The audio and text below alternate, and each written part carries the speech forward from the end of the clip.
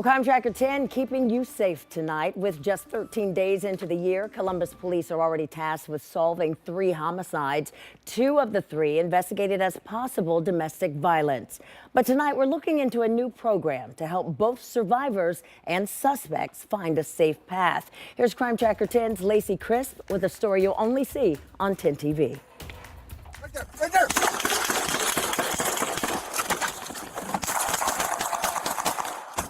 Back to Lockbourne, northbound, shots fired. Watch this body-worn camera video from Columbus police from Thursday. An 18-year-old woman called 911 saying her boyfriend had a gun and had threatened to shoot her.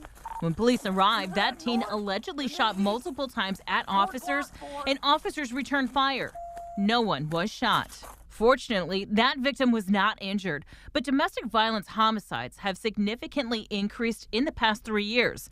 Last year, there were 23 domestic violence homicides, and there were 25 in 2023 and 7 in 2022. What is your office going to do to try to prevent some of those most difficult homicides to prevent?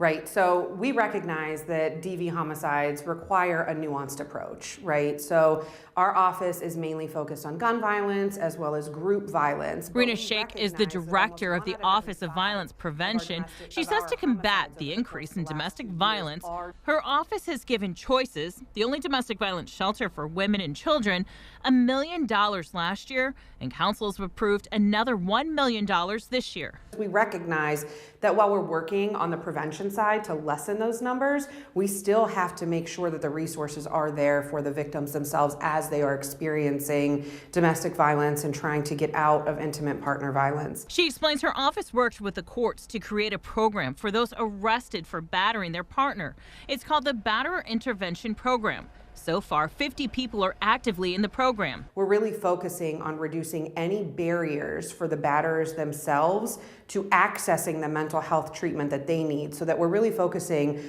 on addressing those social determinants of health that cause instances of domestic violence. She says it takes the average person 7 tries before leaving a domestic violence partner, which is why it's so important to get a 2-pronged approach to get help for both the victims and the batterers. Success means that if we are helping one victim of domestic violence to escape a violent and turbulent situation for herself and her kids and put them on a safe path, that's success.